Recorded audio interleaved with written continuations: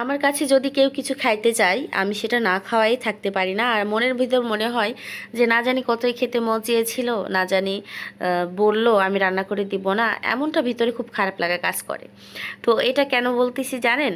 এই যে কবিতর মাংস দিয়ে আজকে হচ্ছে লাউ রান্না করব। আমার শ্বশুর শুধু একবার বলেছিল যে পেঁপে দিয়ে ডিম রান্না করেছিলাম, তো আব্বু ভাবছে ওটা লাউ লাউ দিয়ে পেঁপে রান্না করেছি।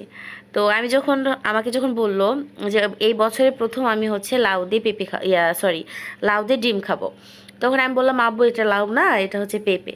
তো হচ্ছে লাউ হচ্ছে মুরগির, দেশি মুরগির মাংস অথবা হচ্ছে কবিতর দিয়ে রান্না করলে বেশ মজা লাগে।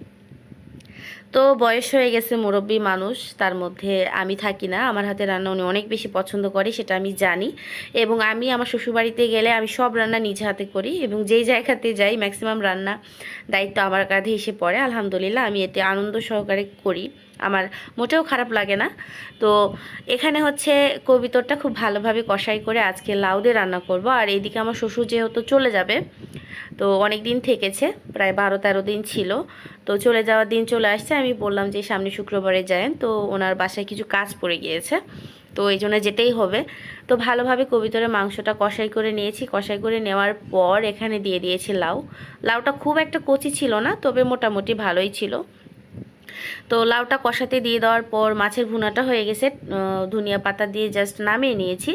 আর এদিকে ছোট মাছ ভাজি করতেছি, যেহেতু তিনি চলে যাবে আর তার মানে ওনার পছন্দ মতোই রান্না করতেছি। উনি ছোট মাছ, লাউ, মাছ ভুনা, মাছটা বেশি পছন্দ করে মাংসর থেকে, কিন্তু উনি এক পিসও কবুতরের মাংস খায় নাই।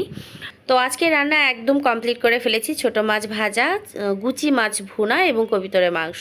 আর গতকাল আমার ননদ যাওয়ার সময় কি না কান্না করতেছিল আমার ছেলেটা। আসলে বাসায় কেউ আসলে আমাদের বড়দেরই মন খারাপ হয়, আর ছোটরা তো বেশি আনন্দ করে, আর যাওয়ার সময় প্রচুর কান্না করে। আর কি করা, যেতেই হবে, এটাই নিয়ম।